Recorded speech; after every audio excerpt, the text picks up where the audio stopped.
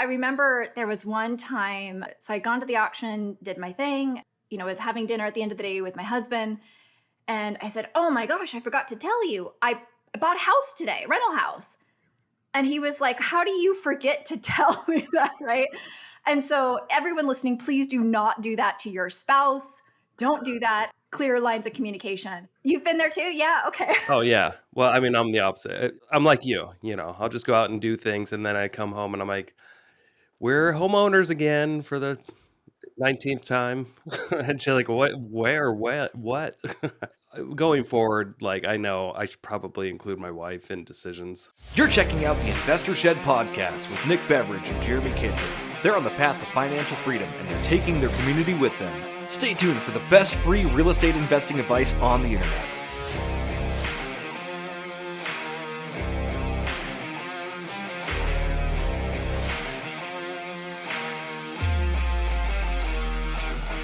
Welcome back to the Investor Shed podcast. I'm Nick Beveridge here with my bald co-host, Jeremy Dwelling Kitchen. How are you? I'm doing very well and very bald, but not quite. There's a little bit of stubble there. How are you doing today, Nick? I am light on my feet today. You are light on your feet, man. You've just got an luminous glow about you today. I don't know what it is. Hey, same to you. The light seems to be reflecting off your eyes. You got your ring of temptation with those comments. Speaking of temptation, we got Jennifer Beadles on the podcast. Did you think I was going to take over that one? Yeah, I thought you were going to do it, but that's okay. So no, I like awkward silence. Yeah, I know. You're the king of awkward silence, like I'm the king of bald. But we got Jennifer Beadles on the podcast today. I really enjoy talking with Jennifer. She's got a lot of great advice. We go into talking about her systems and organization, as well as how to reduce expenses. A lot of clever ways to reduce expenses and make more money on your rentals coming from this podcast. Yes, we do. You guys are going to enjoy it. Get your cashews out this time. You need brain power. You need brain power. Oh, and we're going to shut this podcast down if you don't share it. We know who you are. Share it. Listen. Share it. Share it. Jennifer Beadles, everyone. Here it goes. Woo. All right, ladies and gentlemen, welcome to the Investor Shed podcast. Today we have Jennifer Beadles on the podcast. Jennifer, thank you so much for joining us today. How are you? Hey guys, I'm doing really well. Thanks for having me. I'm thrilled to be here today. Yeah, absolutely. We're thrilled you came on. So, thanks for being here. Appreciate it. Appreciate you taking your time out of Monday morning. We always pick the best times to start a podcast. Yeah, well, my day is almost half over. I've been up since 5:30, so. Wow. I rolled out of bed like 15 minutes ago and I'm up on the podcast. I was going to say, this is like my afternoon, so. I love it. Well, for the people that don't know Jennifer, can you kind of fill us in a little bit? Just give us a little bit of background history on you and what got you into real estate investing and kind of where you're at right now, if that's okay. Sure, absolutely. Yeah, so Jennifer Beadles, originally from Seattle, Washington, now living in sunny, warm Phoenix, Arizona. My family and I have been here for about a year and a half, but we really cut our teeth with investing in the Pacific Northwest, specifically Snohomish and Skagit counties in the state of Washington. And what got me investing in the first place was really, I just wanted passive income, or what I thought was passive income. I think anyone that's ever invested in real estate realizes that it's not necessarily truly passive. So I call it passive-ish. But really, I wanted recurring revenue, I think is the name of the game. And what recurring revenue meant to me was freedom. And so yeah, I bought my first property when I was 21 years old. It was probably the worst investment I could have ever made at the time. That was 2007, right before the market shifted, and got to learn some lessons the hard way through that. But so grateful for that experience. Sometimes, these market cycles, this is what we're experiencing right now, right? There's some pain. I think we're going to get to that today. There's some pain in the market. And so, Tony Robbins has this great saying is, strong times create weak people.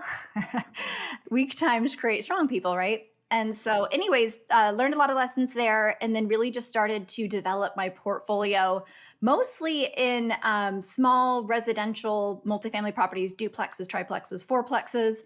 And my husband and I did everything. So I ran point on acquisitions. He was renovations, doing all the things, property management, making sure the tenants, stayed and paid. And yeah, so we built a nice little portfolio there in north of Seattle. Was also working as an investor agent. We were flipping properties, we were developing raw land, building spec homes, kind of doing all of the things. And there was a moment in time when I think my husband, as smart and intelligent and as wise as he is like, I thought we did this for freedom. He's like, we're living in half a duplex, house hacking. We have, $1 million net worth, all this cash flow. Like when is the freedom coming from all this work? Right. And that's what I've realized with a lot of investors. Like, when do you stop? Right? There's no stopping point for people like us. We go until I think we're gonna die, but that's just how it works, right? And we're gonna continue to grow and evolve in the meantime. So a lot to unpack with that too. So obviously, I want to talk just real quick about working with your spouse. This is kind of a sideline conversation. A lot of people, they go into business with their spouse. It's hard, right? Yeah. I was like, can you guys agree with that? No, yes, okay. Tell us, do you have any tips for that, or how did you make it work? Obviously, because you guys have a really, really big portfolio now, and you've been doing this for a long time, so you've obviously made it work somehow. What have you been doing? Yeah, and still married. We're 13 years in, so 15 years together, 13 years married. So gosh, I think we've sort of figured it out at this point. Yeah, I have a lot of thoughts on that. This is a common theme with entrepreneurial clients of mine is how do we work together? How do we communicate? Typically, there is one spouse that I call them the visionary. This is the foot on the gas person that just drives forward, makes things happen, comes up with all the ideas, the crazy idea person. And then typically the other spouse we find to be more of the integrator and the executor, the person who's maybe pumping the gas a bit and saying, whoa, wait a second, what are we doing here? And so I'm very much within our investment business, the visionary. My husband is the executor. And we've just had to learn how to communicate with each other. So what that looked like in the beginning, I'll actually share some terrible examples. I used to buy properties at the courthouse steps every Friday. So I would meet my hard money lender with $5 million and I just go shopping. Most women go to the mall or Nordstrom. I went to the foreclosure auction. Yeah, technically you're still shopping, right? Right, yeah, still shopping. And so I remember there was one time, so I'd gone to the auction, did my thing, was having dinner at the end of the day with my husband. And I said, oh my gosh, I forgot to tell you, I bought a house today, rental house. And he was like, how do you forget to tell me that, right? And so everyone listening, please do not do that to your spouse.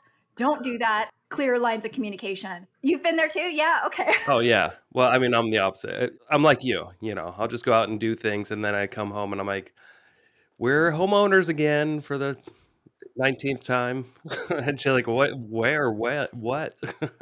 Going forward, like, I know I should probably include my wife in decisions. Yes, I think it's so important. And we don't want them to get left behind, right? In the wake of the mess that tends to follow us, right? When we're in acquisitions mode. And so my husband was like, wow, all right. So, what do we need to do? And, thankfully he's very patient with me and very understanding.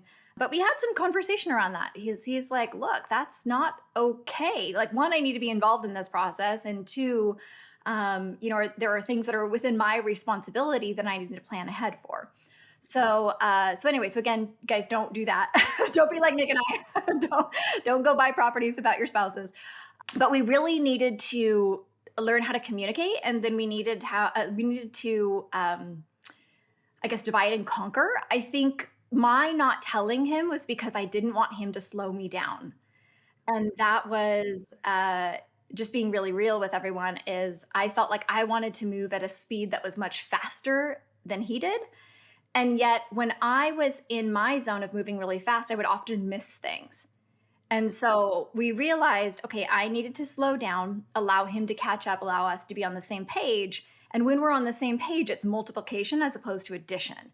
And so we were able to play a bigger game. And so now we do everything together. Literally, just before I got on the call, we were negotiating an LOI on a deal that my husband found and sourced. It's a development deal here in Phoenix. and actually the first time that I've not been involved in the acquisitions part.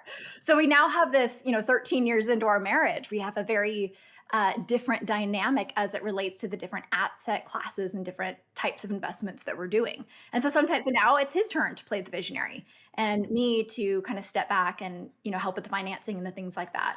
Um, but I think, yeah, I think as far as tangible as, one, open lines of communication. Two, you have to be very, very clear on why you're investing as a couple. So for me, it was crystal clear. My vision was so clear that, okay, we're gonna do this for 5 years and then we're gonna go and enjoy and like live our best life. And which we did. Like we made it. Spoiler alert, we're still living that today. But I didn't really involve my husband. So he just saw it as work. And he's like, okay, well, I'm working after the work. So when does the freedom come? So, which is your point, Jeremy, right? Is like, hey, well, when does it come? And I think that everyone has an individual like decision on that and or how you're going to incorporate the like joy in the work. But you need to communicate with your spouse. Otherwise, I see a lot of spouses that they're like, okay, well, you're working all the time. And then when you're not working, you're doing the investing thing. So to your point, Jeremy, is like, when does this end? And in my world, it never ends, but it looks different. So we don't work as hard as we do, in the beginning now. Like we've been back in the country for about 45 days. We were gone for 9 weeks traveling Southeast Asia with our family. And so we do these like big, we call them early retirement trips, which is what those 5 years of like really hard work has afforded us and allowed us to do. But we just had to get on the same page. I love that, and I think it's important, like what you said, Jennifer. So obviously, you gotta communicate with your spouse, right? And what you're also saying is you also have to be adaptable, right? Because your husband, he kind of took on a different role, and you have to put your ego aside in that stuff, right? Like you guys are a team, you're working together. It doesn't matter who's pulling the deal or who bringing the money or who bringing the deal or financing whatever. Just work together, right? And try to build each other up. And I think that's really great. So, anything you want to add on that, Nick? Yeah, no, I'm absorbing it because I'm just reflecting now because as you've been talking, I'm just realizing, yeah, I did that to Hillary, did that to Hillary. Man, I should really include her. I feel like such a bad guy because I just make all these decisions and then I'm like, okay, can you implement things when I ask? And they might go over better if I just include her right from the start. So I appreciate that. It's some good knowledge. I'm digging it right away. Let's keep going. Yeah, for sure. No, like I said, it's interesting. Like, I mean, like everybody, if anyone who has a spouse or a significant other, right? It's gonna be hard no matter what. But you got to do the work and you got to get through it for sure. And going with that, kind of just transitioning a little bit, Jennifer. Obviously, you're very systems oriented when it comes to these kind of things, especially with your business. Like, I'd love to deep dive into your systems and how to be effective in your systems as well. Yeah, absolutely. So I appreciate that you cued into that.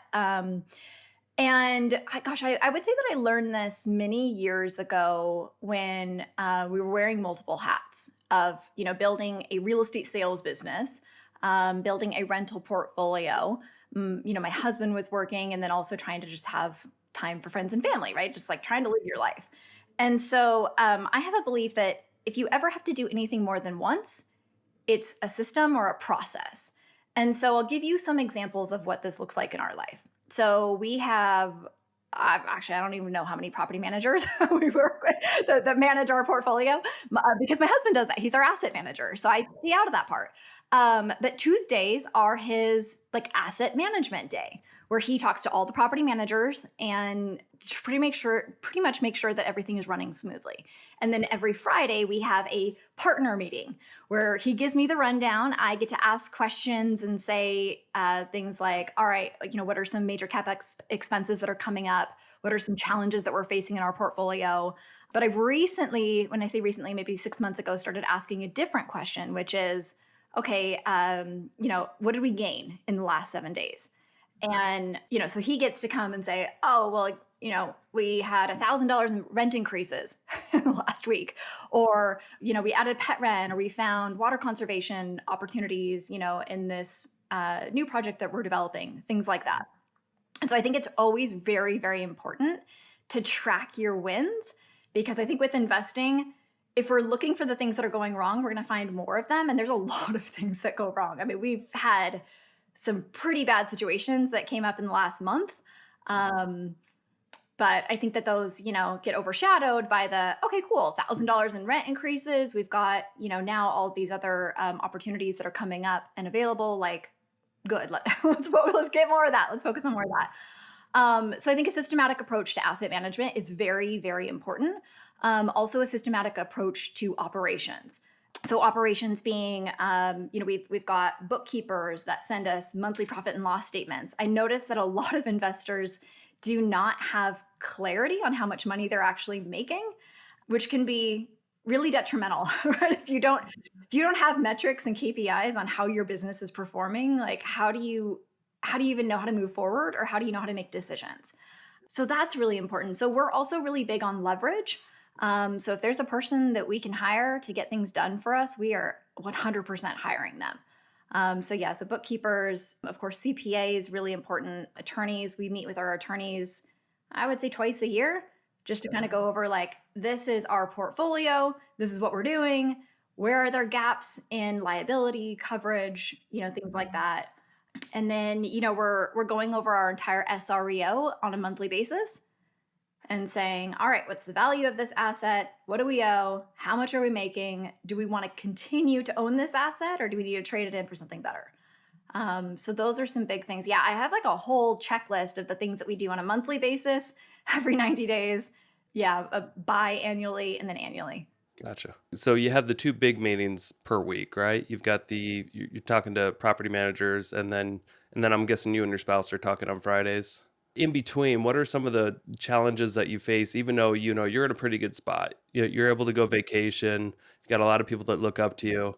You've got a lot of cash flow coming in, but I'm sure you still have your challenges, just like you mentioned in the last month, right? And some pretty, like, you look like you're not really wanting to go into it too much, but can you give us a taste though of what kind of high end challenges are you facing, if you don't mind sharing? Sure, of course. Yeah, so one's a little morbid. I don't know if I want to, but well, I guess I already opened that door. Yeah, for first time in 16 years, we had a tenant pass away, and unfortunately was not discovered for about 2 weeks. And now trying to, it's like navigating the next of kin, and then, the cleaning of the unit, and the dealing with the stuff and the vehicles that are parked there, and trying to figure out, okay, what are our responsibilities as landlord? And yeah, how do we, obviously handle and navigate the situation? And our property manager is kind of like first for me too. And so we are learning it together. We're kind of in the trenches right now. Otherwise, I'd be happy to share some feedback on this. And then, insurance premiums. I would say, gosh, for most of our portfolio, we're up maybe 30%. And so we're trying to navigate that. And then, of course, sharing anything that we're learning with our investor database and community. So that's something that's really tricky. When we go into these deals, we underwrite them using the insurance quote that we got from our insurance agent. But now, with a lot of these insurance providers pulling out of multifamily, there's not a whole lot of other options. So we've recently found a company called Honeycomb that specifically does multifamily insurance policies. And so we've been able to get some savings there, but that's been really tricky. And then I would say that like the third pain point is just property management. Property management across the board, they're struggling. And I think they're struggling just as every other business is struggling. They're struggling to find staff. They're struggling to find contractors that will come out and give bids and show up and do work. And so we're, trying to proceed with patience and like grace with these property managers, but we're also like, come on. Well, I feel for him. I got a call from my property manager Saturday, just a couple days ago, and it was a call that I shouldn't have gotten. It was a call that he should have been able to take care of, but you can hear in his voice he just had nobody to help him out, and he's just wants to tap into my resources. Okay, what can you do? We have this. I won't get into the weeds, but it's just like what you're saying. Like, they're short-staffed. They don't have the proper labor people that they can take care of issues quick enough. And I've been getting a lot more calls this year from my property manager than ever before when it comes to things that usually they just handle, and I never get the call, and I usually just see it on my statement. Oh, looks like they took care of an issue here. So, yeah, it kind of sucks. It's like, why do we hire these people? They keep calling us. Right. Well, and we've had to, let's see, we've had to fire 2 property managers in the last 12 months. And that's unusual for us. We're actually usually pretty good about selecting the right property management team for the property that we're buying. But yeah, I mean, just these 2, they were just really bad. And so there's, I have some like red flags that I talk about with property management, and like, how do you know when they're not doing the job that you've hired them to do, per your point, Nick? But it's tricky because again, I understand that just the market's tough for property managers right now. And so that's been a little bit disappointing. But I mean, again, I think when times are tough, you build a lot of like mental resilience, and so we're able to navigate these situations, I think, better than most, just because one, we've been in the game for very long, and then two, we just don't let these things stress us out. And so at the end of the day, I tell investors like, look, none of this is worth losing sleep over, right? And so this is, in my opinion, real estate investing is the greatest game in the world because you're like competing against your own potential. There's not a competition against anyone else, but we've got this giant scorecard, which is like, our asset value and, the net operating income that's coming in. And so it's really fun to kind of see those numbers tick up, of course. But know that, sometimes the game is tough.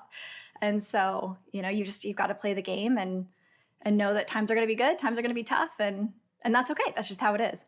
Yeah. Do you have any recommendations for people out there that are maybe they're kind of newer to investing and they're just going through a lot of stress? Maybe they're doing the right things, but they're just going up against challenges that they are just bound to happen. But do you have any advice for like how do you mentally just get over it and know everything's gonna be fine? Do you have any tricks or tips for those? Well, so first, I believe that stress is a choice, right?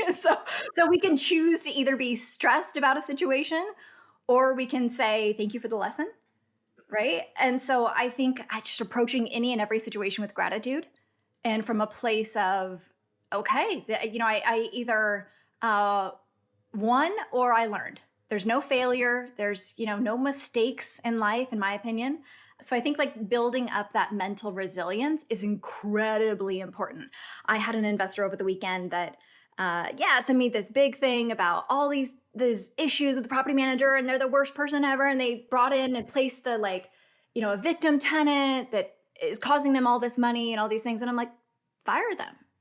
Worst case scenario, you fire them, you bring somebody else in, and like it's just money, right? It's not the end of the world. It's not worth losing stress over. So my advice for anyone that's feeling like, yeah, that sounds easy for you to say, I would recommend, maybe talking to another successful investor and say like, look, this is what I'm dealing with. Is this normal? Most likely they will tell you yes. I don't know any successful investor that has never had anything go wrong. I mean, like if you've been in this game for long enough, things are going to go wrong, right? But it's our perspective, right? It's how we choose to respond to those situations that can make or break us. I don't think you can actually be successful unless you've had downfalls. Like there's no way. You can't get to the point where you guys are doing a high level thing without hitting some snags in the road or without hitting some things that are like, "Oh, this could make or break me." And it's up to how you decide to challenge them basically and to get over those. So 100%. I completely resonate with that. And then also, if it were easy, everyone would do it. Right? So we got to appreciate, the tough times that's going to keep some people that shouldn't be investing in real estate, because I mean, like we're probably talking about maybe 5-10% of the population are like, you know, should or could be real estate investors. And everyone else, not, and that's, it's not from a place of judgment. It's just, you have to have a certain mindset, and not everyone has that, but anyone can have it, right? If you choose to. Yeah, totally.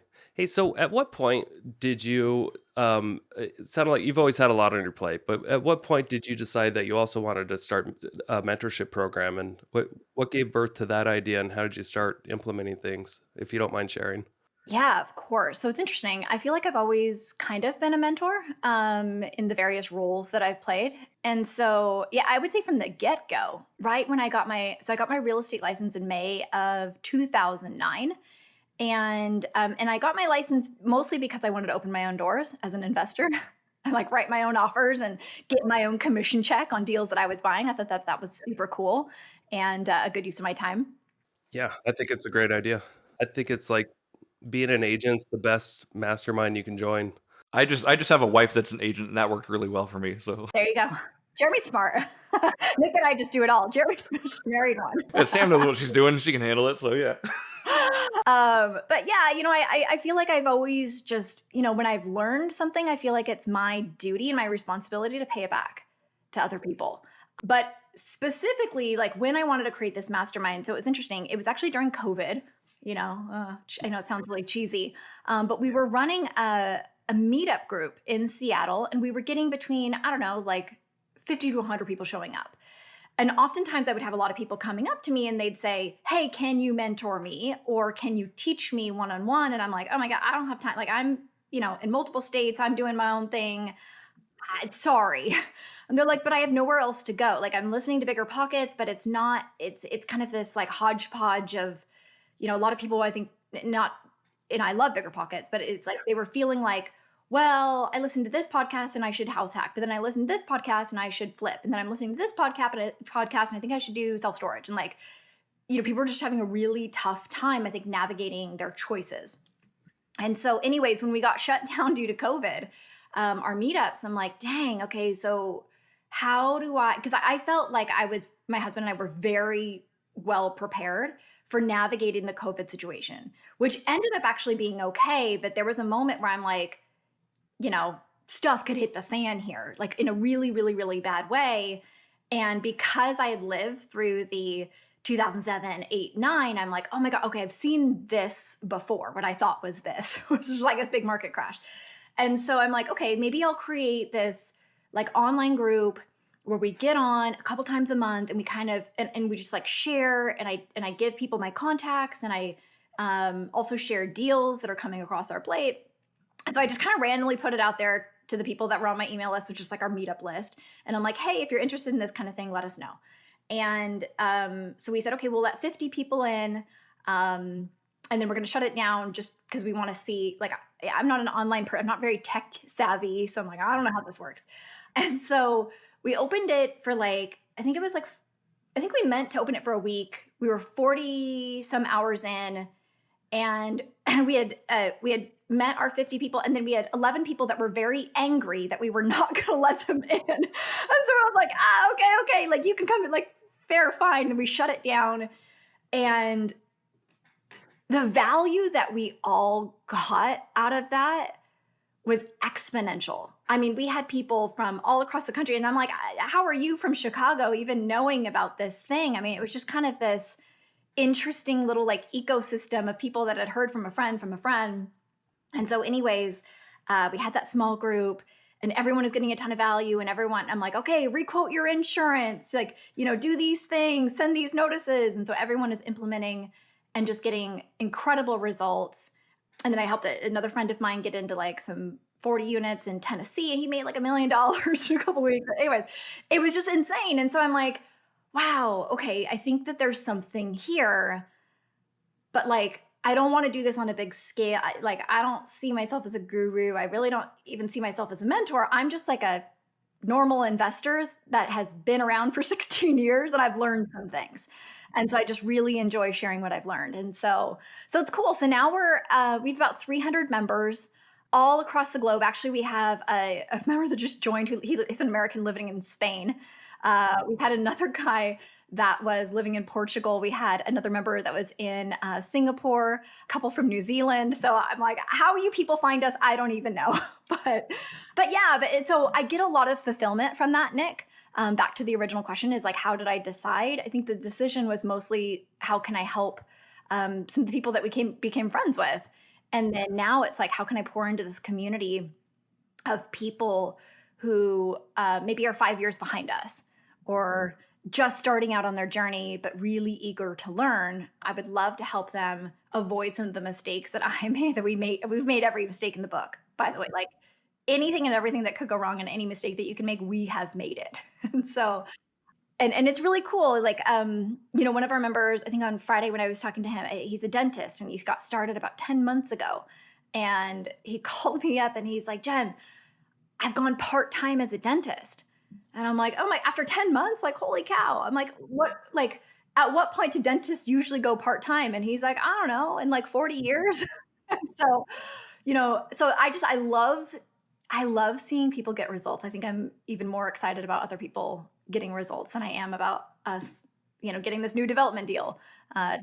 Because it's just really cool. I think that's really great, Jen. And obviously, like you said, like obviously during COVID, like a lot of people were looking for something, right? They were looking for just a way to get out and a way to make things make sense again because stuff stopped making sense during COVID. And going back to what you said about like Bigger Pockets podcasts, and this is not a knock on them. I love Bigger Pockets as all, but like it's not a structured, like we're going to be doing this step by step podcast. There's 70 different ways to make money in that podcast, and we have that same thing with us too. It's not exactly niched into one thing, but just kind of talking about your mastermind a little bit. I want to say like I think it's great that you're focusing people away from what you've learned that sucks and that has hurt you. But I do think there is value in like hitting those roadblocks yourself as well. Right? Because I think if you like tell people like what they're not going to do, and then they're just gonna get afraid to ever take action. Like, oh, that could happen. Then I just won't do it, right? And you just have to teach them how to overcome those things. Yeah, so we call that just-in-time learning. So, especially like I love our engineers, I love our highly technical investors, and sometimes they're like, "Okay, I need a 5-year plan and I need to know exactly what I'm going to buy, this year, next year, the following year, how I'm going to fund it, all the things." And I'm like, "Whoa." Like it doesn't normally work as planned, just, spoiler alert, right? We can make all the plans in the world and it typically doesn't work out that way. But yeah, I mean, I think for us, it's really about the individual's journey. I sometimes say choose your own adventure. But our group is very much about monthly recurring revenue to the point in which you are funding your ideal lifestyle, whatever that looks like to you. So for some of our people, it's like retiring a spouse, but they love their job and they're never going to quit. For me, it looked like we both want to like not work, not have somebody else control our time, not work W-2. And we want to have the freedom to, take off 8-9 weeks at a time. And so our investing looks very different through that lens. We use this filtering question with every single deal is like, will this deal give me more freedom? But I find a lot of investors, they're just like mostly focused on making money, which sounds like the end goal that most people are after, but it's actually not. It's what money affords you. And so like, for example, we do these mastermind weekends. And so let's see, that was 3 weeks ago. We had 26 investors here in Scottsdale. And I don't want to do like too many spoiler alerts, but I really love physical challenges.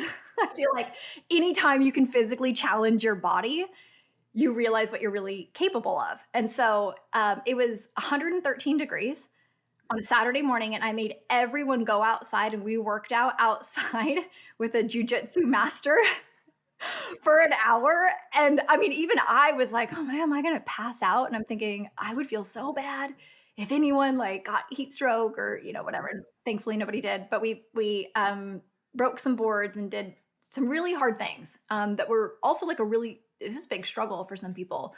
And so we do things like that. We do the mastermind weekends. We do a lot of challenges. So like I have one coming up next month, which is Finding Deals Challenge. And so I like I love pushing people outside their comfort zone. And so, yeah, that's kind of what we're about. But to your point, Jeremy, of like, yes, sometimes we need to learn the lesson. And so I think that that's important, but it's also important, I think, like monetary lessons typically go deeper, but you don't want to make such a big, like bad financial decision that it takes you out of the game. Right. That's true. And I've seen, and like, unfortunately, I've seen people make those mistakes, and it typically happens with underwriting. And so on one of our group calls last week, one of the investors was like, yeah, I think it's, oh, she thought it was her buy box. She's like, because that's one of our pillars is like, you need to know your buy, you need to know what you're looking for in order to even find it. Like, you can't try to find deals if you don't know what you're looking for, right? Which, if you ask most investors, what is your buy box? They're like, well, I'll buy this single family. Maybe I'll do multifamily or short term rental. But if a mobile home park comes across my desk, I'll buy it. And I'm like, wait, oh. I just want a value add scenario, right? And I'm like, wait, what? Um, so, anyways, so getting really, really clear on what you want, why you want it, who's going to help you, get your spouse involved right now. Like, Nick and I are work in progress with our spouses on this. Is really, really important. And so we do a lot of activities and exercises around that. That's really awesome. I think that's great. Nick, anything you want to add on that? Yeah, so this is part of your mastermind so you hold so it's a virtual event and then you also have a physical mastermind that okay. How tell us a little bit more about this. How would people join and what could they anticipate or what kind of expectations would you have of members joining? Yeah. Well, so number one is you need to commit to actually like wanting to be coachable and doing the things. We don't want people just to come in and hang out and cheer on the sidelines. Like, that's not, that's not what this is about. And so we have an application process. The website is addictedroi.com/apply. And so you can kind of read about that and just see if it resonates. And again, I mean, I think for a person that just wants to buy one rental and be one and done, probably not for you. For someone that wants life transformation to build 6, 7 figures in monthly recurring revenue and like really go after some big goals, you're going to feel very comfortable and uncomfortable because we're going to push you outside your comfort zone. We're going to make you think bigger in our group. I love that. And then, real quick, I want to go back to your first deal, Jennifer. You talked about you bought your deal in 2007, and obviously you made it to where you're at now. So you made it out of whatever happened with that. But what happened with that? Obviously, when that's a weird time to buy a house for sure. For anyone who wasn't around in 2007, market took a huge crash basically, and it left a lot of people without an option in the investing market. So, like, what did you do, and what the deal look like? Yeah. Well, so full transparency, the first deal was terrible. The second deal was bad. And then the third deal was also not so good. So it took me 3 tries. So if you're an investor listening to this and you're like, gosh, I've made some mistakes, you've probably not made as many mistakes as I did when I was beginning. There was a point where I think we were like negative equity, gosh, probably 250, maybe $300,000 and negative maybe almost 2 grand a month. So yeah, it was very painful. All right, so what did I do wrong? Number one is I did not buy for cash flow. I bought for appreciation because everyone that was in my circle at the time said, look, you don't buy investment properties to make money in the now, you make money later. And I'm like, okay, that sounds reasonable. They're like, oh yeah, it'll double in 10 years. You're going to be a millionaire, yada, yada. Great. Okay, well, that wasn't my experience. So I got in at the like perfectly wrong time for that plan to completely like unwind and implode on me. And so I had to get really good at operations. So what I did is I'm like, all right, I'm stuck with these. I can't sell because I'd have to pay a ton of money. Like, I'm not going to pay $250,000 to get out of these properties. We don't want to take losses. Right. And so there's that. And so I'm like, okay, well, all right, let me figure out how to reduce some expenses. Okay. Let me requote the insurance. Let's see if I can get the insurance down. All right. Oh, this tenant has a pet. Let's start charging them for their dog. Right. So $25 a month here, $25 a month there. And then, I was just feeding them. And I'm like, all right, I'm going to feed, because for me, foreclosure or short sale was not an option because I felt like that would take me out of the game. So I'm like, all right, so I'm in the game. The game isn't looking very good for me at this point, but I'm in the game. So like, let me navigate this. And so I was able to refinance one of the properties. So like my second investment property, I think the interest rate was 7.9, and I was thrilled about that. So when investors are complaining about 8% interest rate right now, I'm like, come on, it's not that bad of a deal in a long-term picture. And so anyway, so I was able to get a refinance. I took that down from, yeah, it's like 7.75 or 7.85 or something to, I think it was like 5 3/4. And so that really helped. So that put me with that property at cash flow positive. And then I just slowly increased rents where I could while not creating a vacancy issue. So I see a lot of investors get this wrong.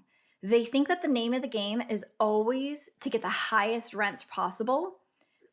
And it's like yes and no, because you don't want to do that in a situation where you're going to have tenants leaving and then you create a vacancy, which is going to be anywhere between, it could be like 8 to 15% of your like gross revenue if you have a month vacant. And so it's interesting. So I see, and some same thing. I see investors. They're like, "Oh, I'm holding out for $1,200 a month in rent, but it's been on the market for rent for 45 days." And I'm like, "You realize it would have you would have been money ahead had you brought it down to 1,100 or even 1,150 just to get someone in there." Right? And they like, it's just that mental math is they're like, "Oh, really? I thought I'm supposed to be going for the highest rent possible." And that's not always the case. And so like across our portfolio, I would say we aim to be like 85 to 95% of fair market rent. And so a lot of our tenants, they just stay. They just stay long term. And so we're not always having to do these make readies. So that's a big thing. So anyways, yeah, I just implemented that. It was really slow going in the beginning. But for some reason, I had faith that I could do better the next time. So the fourth deal, I'm like, okay, I think I've made all the mistakes. Let's underwrite properly. Let's be conservative in our numbers. And then let's make sure I have a winning strategy regardless of the economy.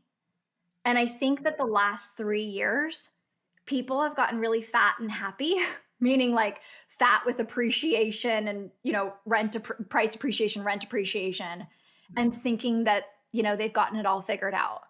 But we're starting to see some of these multifamily syndicators in really deep water. And these are people who've recently got into the business that thought that these, 3% interest rates were going to be around forever. And so they ran their exit cap rates at a very low cap rate. They were underwriting, they're buying on bridge debt, and they were underwriting with these really low interest rates. And then lo and behold, interest rates go up, cap rates have gone up a bit, and now they're in some deep water. So Yeah, I can relate with that. I got into several projects in 2021, 2022, where I just assumed rates, I'll be able to get, 4.5, 5, and nope. yeah, I mean, investors thought I was crazy because before the rates went up, I told them to underwrite at a 6% refinance rate. And they're like, why? And I'm like, I don't know. I think that this, like, the music is going to stop at some point. And I've always, in my underwriting, gone like at least a 6.5, maybe 7 cap on the exit. And we've turned down some probably pretty good deals because they didn't meet the criteria with my conservative underwriting. But now I'm like, oh, thank God we didn't buy that deal. Because if I had gone aggressive like every other investor was, then we might not be on this call today. I might be, trying to dig myself out of some mud. But so I think, it's just a matter of you got to balance the conservative and being aggressive in your approach. You don't want to be. I see investors that are way too conservative, that miss out on great deals, and then I see people who are very, very aggressive, and I'm thinking, oh my gosh, like good luck to you, because I see the train tracks coming off down the line, and it's not going to end pretty. You mentioned earlier in the podcast too that you constantly revisit insurance. Can you go into depth a little bit about that? I mean, obviously, but my mind just thinks, okay, so you're shopping it for lower rates annually, or is there more to it than that? Are you checking to make sure you're properly insured? Can you dive a little deeper and why you spend so much time looking at your insurance policies?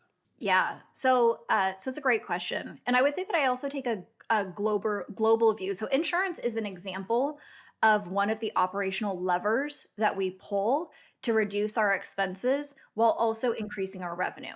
And so, so insurance is a big one. I would say that we requote at least twice a year just to make sure that we are getting the best premium. And to your point, Nick, making sure that we're properly covered.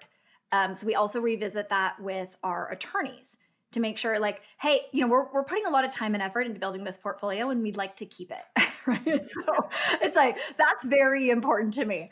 I think as I get older, I'm like, oh, I don't want to say I get more conservative, but it's like I don't want to lose what I've built because there's a lot of like blood, sweat, and tears and time and effort in that. Even though I know if I lost everything today, I could probably have it all back within 12 months. Because I know things like nobody can take away the knowledge and the skill that I now have. But some other levers that investors can pull that are not just insurance is like utilities. So utilities are a big one. So we do a water conservation plan on every single building that we buy. So the nuance of it is low flow toilets. You can get aerators, low flow shower heads. And this is probably people are like, but really, does it really make that big of a difference? And it does, especially when you're buying multifamily assets that are valued based on the cap rate, which is valued in that calculation based on the net operating income. And so you always want to be looking on how you can reduce expenses and increase your income because that's effectively, especially with multifamily, is like instant bump in appreciation. So that's a big one. So water conservation, property taxes are another one. So we look at our property tax premiums and any opportunity to contest it or say like, hey, we're being overcharged here. We're actually going through that with property in Michigan right now where our property tax assessment and our premium has doubled in 12 months. We're like, okay, that was painful. Now we built that into our underwriting. So this is not a surprise to us. But there's no downside to contesting these, right? Have you been able to be successful contesting any thus far? So we have on a property in Texas. Yes, so we hired a firm.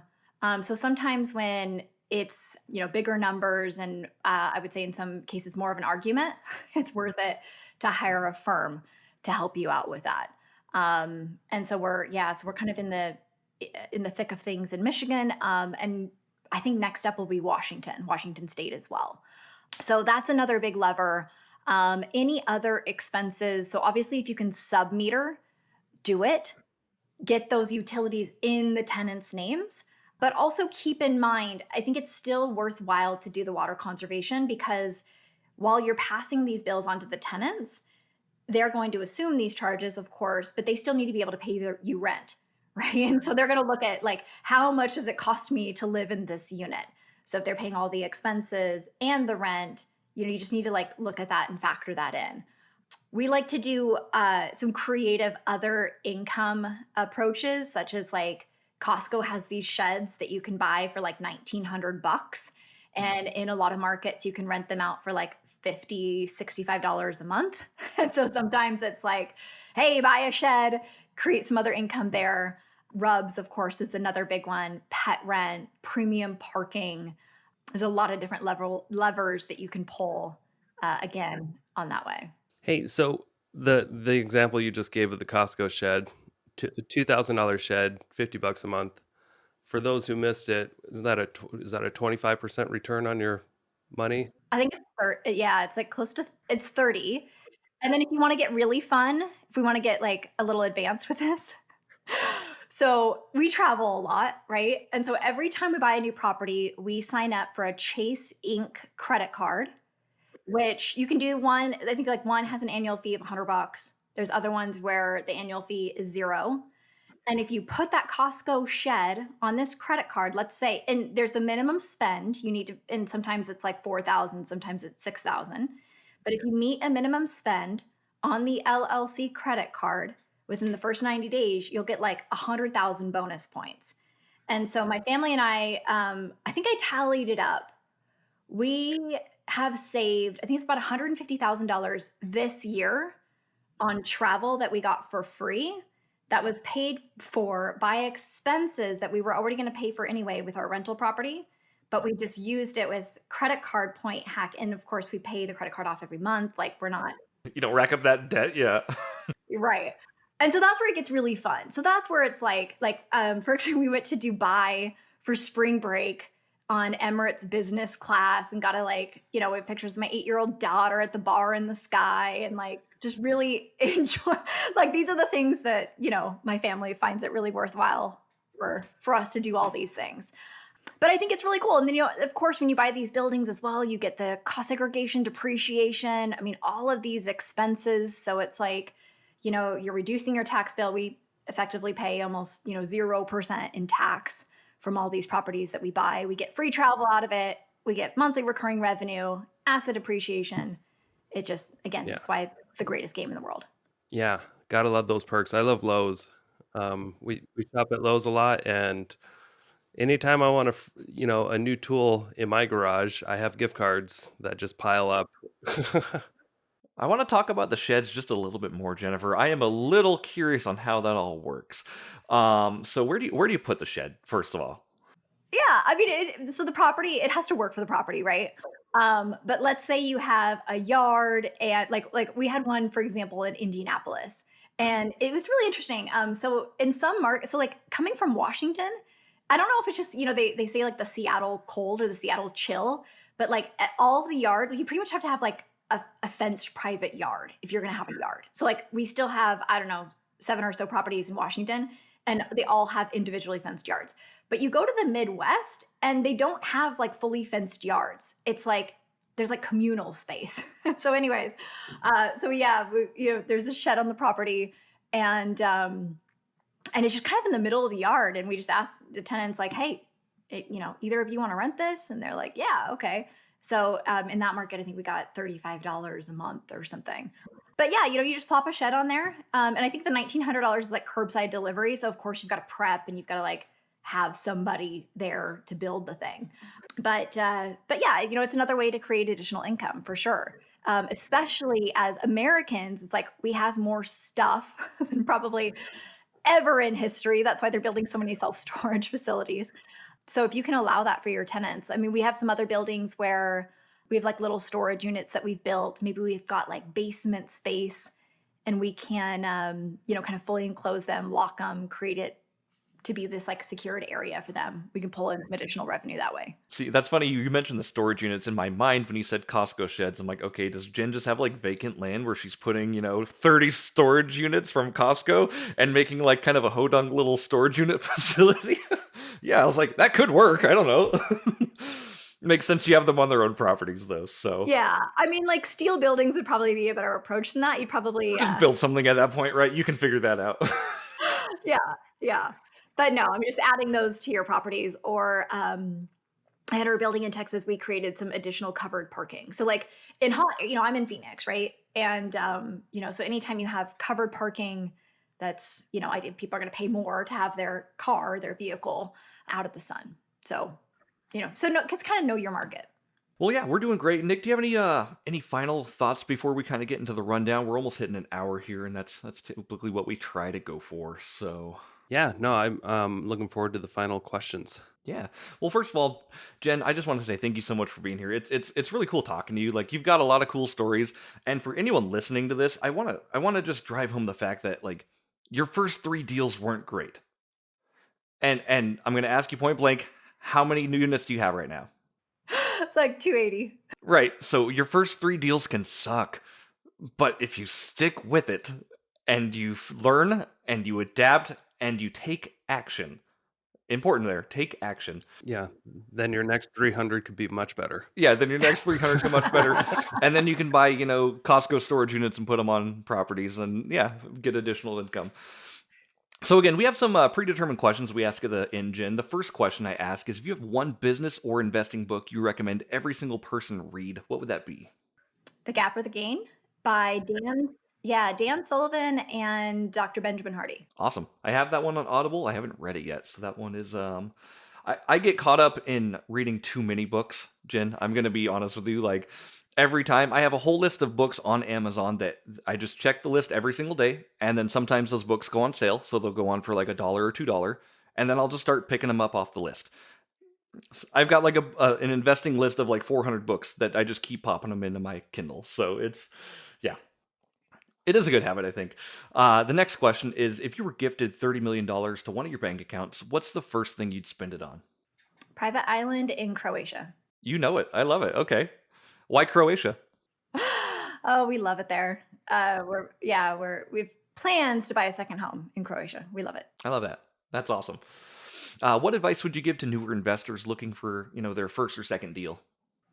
Just get started. Start small, start now. Only take advice from people who are, I say, maybe a little bit further ahead from you, and know that nobody will criticize you that has been in your shoes, right? So don't take criticism for somebody that's not done what you've done. I love that. Next question is, how do you define success? Yeah, so for me, that's a 10 out of 10 in every area of life, meaning your physical body, your mental well-being, personal relationships, intimate relationships, and finances. So I know a lot of people who are very financially successful and not happy and miserable, and they're not loving life. That doesn't sound like success at all. No, that's not success. But yet in America, I feel like that's the measurement that we typically use is, oh, they have got the Lamborghini and the $10 million house, that's success, but not in my mind. 10 out of 10. I love it. So when you're not investing, Jen, what do you like to do with your free time? Travel. One could have guessed by listening to this, I think, but You don't know Jennifer, do you, Jeremy? I'm learning, so. Well, I feel like with every trip, you come back a different person with new experiences and new appreciation for all of, the things that we have that are blessings in America that a lot of times we take advantage of, or we take for granted and advantage of. So travel, hiking, anything that's like physical challenge, I'm all for it. Last question for you. Where can people find out more? I know you talked about where your mastermind is, but if anyone wanted to follow you on social media or any other links you want to share, shoot them out for us. I am very rarely on social media. I am a terrible millennial. I hardly know how to do it, but when I am on a trip, I will share. I know how to do stories. So I'm going to Egypt very soon. So if anyone wants to follow me around Egypt, I think it's handles, right? It's like, Yeah, probably. Your guess is as good as mine, depending on where it's at. handle is Jen Beadles. And then I didn't even mention, for those of you that want to practice deal analysis, I've built a free software called doorprofit.com. We're actually in 5 markets where you can start to analyze deals in these different markets. We've got like a built-in calculator. We've got some investor agents in there for you. Again, totally free. You guys can check it out. We've put a lot of blood, sweat, and tears into that to try to just help investors navigate all the numbers and all the things that you should be looking at. I love that. Very cool. Well, Jen, thanks again so much for being here today, and thanks for My sharing pleasure, your guys. wisdom with our audience. We appreciate you, and we'll hope to see you next time. Nick, if you want to take us out of here. Well, thanks everyone for listening again. We appreciate the 7 people listening out there. We hope to grow it to a channel of 9. So if you want to help us with that, please share with a friend. Thanks. See you next week. Thank you so much for checking out the Investor Shed podcast. If you enjoyed your time, make sure to leave a 5-star rating and review on Apple Podcasts and Spotify. Follow along on YouTube, TikTok, and Instagram at The Investor Shed for shorts and promos about each episode. Do you want to be a guest or know someone who has great real estate investing advice and stories? Reach out to us at theinvestorshed@gmail.com.